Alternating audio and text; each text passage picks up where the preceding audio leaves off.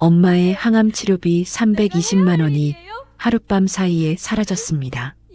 돈을 가져간 건 다름 아닌 가족이었고 13살 소녀는 혼자 사채업자의 지하 창고 문을 두드렸습니다. 사연 시작 전 여러분의 구독으로 저에게 힘을 주시고 좋아요로 저에게 격려를 보내주세요. 경기도 외곽의 낡은 빌라촌, 오래된 건물들이 어깨를 맞대고 서 있는 그 골목에 지아 13살이 살고 있었습니다. 지아의 엄마 혜숙 씨는 2년 전부터 유방암 3기 진단을 받고 항암 치료를 이어오고 있었습니다. 한 달에 한 번 맞아야 하는 주사값이 320만 원, 보험이 되지 않는 항목이 절반이었고 혜숙 씨가 가진 전 재산은 매달 그 금액을 간신히 맞추는 것이 전부였습니다. 지아는 학교가 끝나면 곧장 집으로 돌아와 엄마 곁에 앉았습니다. 숙제를 하다가도 엄마의 기침 소리가 들리면 벌떡 일어났고 새벽에 엄마가 화장실에 가는 소리가 나면 잠을 깨고 문 앞에 서 있었습니다. 13살이 감당하기엔 너무 무거운 일상이었지만 지아는 한 번도 힘들다는 말을 하지 않았습니다. 치료 예약일 사흘 전이었습니다. 혜숙 씨의 남동생 지아에게는 삼촌이 되는 민철 씨가 좁은 방 안으로 들어왔습니다. 민철 씨는 30대 중반의 나이였지만 번듯한 직장 하나 없이 여기저기 손을 벌리는 것으로 생계를 이어가던 사람이었습니다. 누나, 그 돈 내가 잠깐 맡아줄게. 이번 달 병원비 내가 직접 내려가면 안 돼? 누나 몸도 안 좋은데 괜히 왔다 갔다 하지 말고. 혜숙 씨는 잠시 망설였습니다. 치료비를 남에게 맡기는 건 불안한 일이었지만 동생의 얼굴을 보며 고개를 끄덕였습니다. 피를 나눈 동생이었고 달리 믿을 사람이 없었습니다. 지아는 그 장면을 부엌 쪽에서 바라보았습니다. 무언가 불길한 느낌이 발끝에서 올라왔지만 어린 조카가 어른의 결정에 끼어들 수는 없었습니다. 이튿날 민철 씨의 전화가 끊겼습니다. 다음 날도 연결이 되지 않았습니다. 그 다음 날 치료 예약일 당일 아침 혜숙 씨가 병원 수납 창구 앞에 섰을 때 창구 직원 은주 씨가 말했습니다. 어머니, 이번 달 치료비 아직 입금이 안 됐어요. 혜숙 씨의 얼굴이 하얗게 굳었습니다. 지아는 엄마 옆에 나란히 서서 그 말을 들었습니다. 손에 쥐고 있던 빈 봉투가 바스락거렸습니다. 치료비가 담겨 있어야 할 봉투는 텅 비어 있었습니다. 엄마, 집에 가 있어요. 제가 해결할게요. 지아는 낮고 또렷한 목소리로 말했습니다. 혜숙 씨는 아무 말도 하지 못한 채 딸의 손을 잡았습니다. 그 손이 미세하게 떨리고 있었습니다. 지아는 병원에서 나오자마자 걸었습니다. 민철 씨의 행방을 알 수 있는 사람이 딱 한 명 있었습니다. 반년 전 지아가 우연히 엿들은 통화에서 민철 씨는 누군가에게 이렇게 말했습니다. 황 사장한테 다시 한 번만 봐달라고 해봐. 내가 꼭 갚을게. 황재규 씨, 이 일대에서 황 사장으로 불리는 사람이었습니다. 시내 뒷골목 오래된 철물점 건물 지하에 사무실을 차려놓고 돈을 빌려주고 받는 일을 하는 사람이었습니다. 어른들은 그 건물 앞을 지날 때 괜히 눈길을 돌렸고 아이들은 저기 가면 안 된다는 말을 들으며 자랐습니다. 지아는 그 건물 앞에 섰습니다. 지하로 내려가는 철제 계단이 보였습니다. 녹이 슬어 군데군데 갈색으로 변한 난간, 아래에서 올라오는 습한 공기, 형광등 하나가 깜빡이고 있는 좁은 복도. 지아는 숨을 한 번 들이켰습니다. 그리고 계단을 내려갔습니다. 철문 앞에 서자 안에서 목소리들이 들렸습니다. 지아는 문을 두드렸습니다. 문이 열렸습니다. 20대 후반으로 보이는 동혁 씨가 지아를 위아래로 훑어보았습니다. 꼬마 여기가 어딘지 알아? 민철 씨 만나러 왔어요. 황 사장님도요. 동혁 씨의 표정이 굳었습니다. 잠시 후 지아는 안으로 들어섰습니다. 창고 안에는 낡은 소파 2개와 테이블 하나가 있었습니다. 형광등이 지나치게 밝아서 오히려 음침한 느낌을 주었습니다. 그리고 그 소파 한켠에 민철 씨가 앉아 있었습니다. 지아와 눈이 마주치자 민철 씨는 굳어버렸습니다. 지아야, 여기 왜 왔어? 민철 씨의 목소리에는 당혹감과 두려움이 동시에 섞여 있었습니다. 황재규 씨가 테이블 반대편에서 몸을 일으켰습니다. 50대 초반, 짧게 깎은 머리에 금색 시계를 찬 손목, 목소리는 낮고 느렸습니다. 꼬마야, 여기 뭐하러 왔어? 지아는 황재규 씨를 똑바로 바라보았습니다. 삼촌이 저희 엄마 치료비 320만 원을 가져갔습니다. 오늘 엄마가 항암 주사를 맞아야 하는데 돈이 없어서 치료를 못 받고 있어요. 그 돈 돌려받으러 왔습니다. 황재규 씨는 잠시 아무 말도 하지 않았습니다. 그러다 낮게 웃었습니다. 이 녀석이 내 누나 돈으로 빚 갚았어. 이제 없어. 어쩔 건데? 창고 안이 조용해졌습니다. 지아의 심장이 빠르게 뛰었습니다. 하지만 지아는 시선을 내리깔지 않았습니다. 제 10년치 인생 담보로 잡으세요. 황재규 씨가 천천히 눈을 가늘게 떴습니다. 10년치 인생이 뭔데? 지아는 가방에서 종이 한 장을 꺼냈습니다. 미리 써온 것이었습니다. 손글씨로 또박또박 적힌 내용이 테이블 위에 놓였습니다. 저는 수학 올림피아드 준비 중이고요. 졸업하면 이공계 대학 갈 겁니다. 제가 성인이 되는 시점부터 5년간 원금에 이자를 붙여서 갚겠다는 각서입니다. 법적 효력이 있는 형식으로 써왔어요. 동혁 씨와 또 다른 부하 성민 씨가 서로 얼굴을 마주 보았습니다. 황재규 씨는 각서를 들어 한 줄씩 읽었습니다. 그리고 다시 소파에 등을 기댔습니다. 마음에 들었으면 그냥 사인해줬겠지. 근데 나는 꼬마 약속은 안 믿어. 황재규 씨는 잠시 생각하더니 말을 이었습니다. 대신 우리 직원이랑 수학 대결 한번 해봐. 이겨봐. 그러면 돈 줄게. 지면 각서대로 데려간다. 창고 안에 있던 사람들이 낮게 웃었습니다. 황재규 씨 측에서 나온 사람은 재훈 씨, 25살, 이름난 사립대 수학과 재학 중이라고 소개되었습니다. 키가 크고 팔짱을 낀 채로 지아를 내려다보는 표정에는 관심조차 없었습니다. 꼬마 상대로 뭘 하라는 거예요?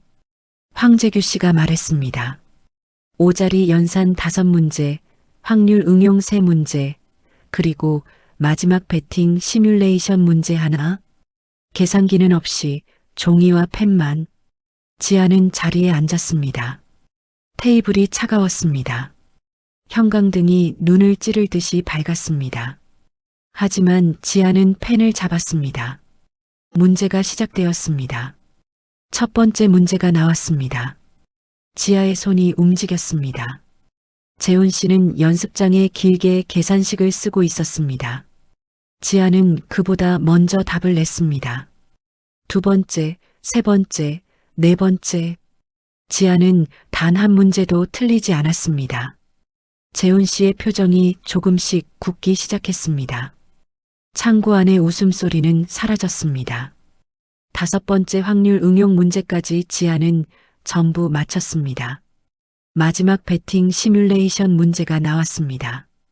복잡한 조건이 여러 단계로 얽힌 문제였습니다.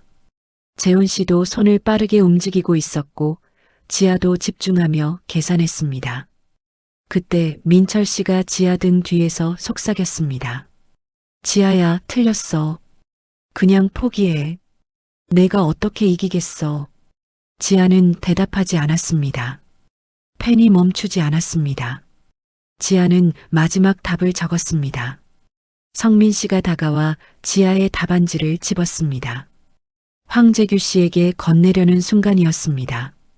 성민 씨는 그 종이를 한번 훑어보더니 조용히 두 손으로 찢었습니다. 황 사장님, 얘가 계산을 못하고 시간 초과로 포기했습니다.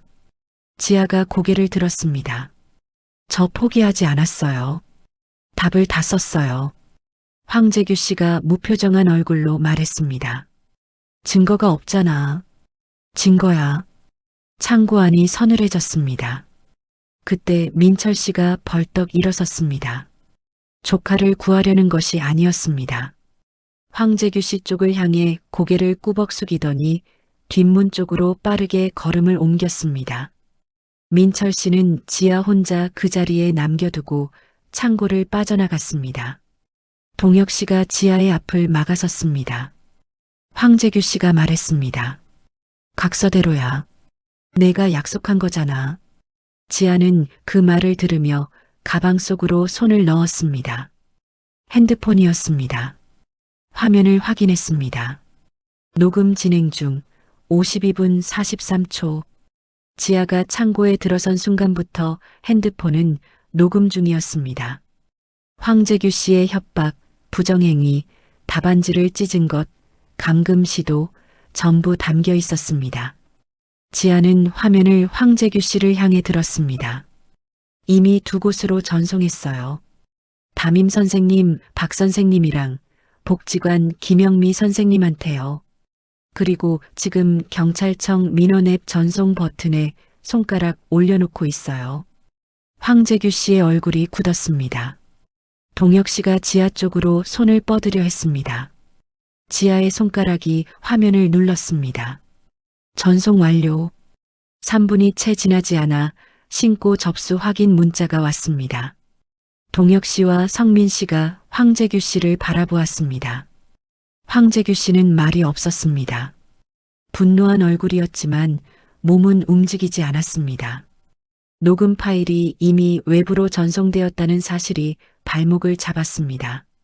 지아는 그 자리에서 일어났습니다. 가방을 메고 계단 쪽으로 걸음을 옮겼습니다. 아무도 막지 않았습니다. 지하 계단을 올라와 골목 바깥으로 나왔을 때 오후의 햇빛이 눈을 찔렀습니다. 지아는 잠시 멈추었습니다. 다리가 후들거렸습니다.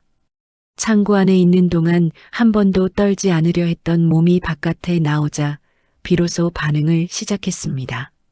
10분 뒤 순찰차가 골목 입구로 들어왔습니다. 2명의 경찰관이 지아에게 다가왔습니다.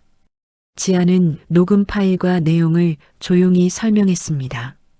경찰관 한 명은 창고 쪽으로 내려갔고 다른 한 명은 지아 옆에 머물렀습니다. 골목 어기 편의점 주변에서 민철 씨가 붙잡혔습니다.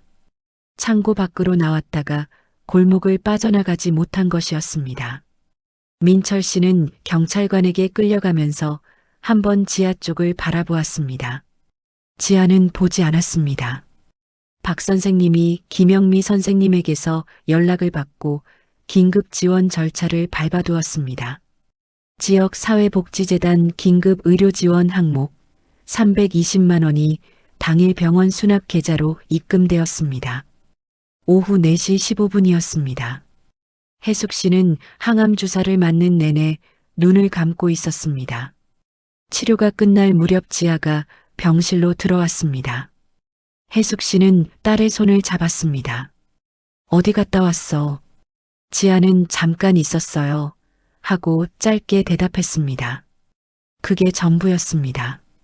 두 사람은 오래 말이 없었습니다. 창밖으로 저녁 햇빛이 기울고 있었습니다.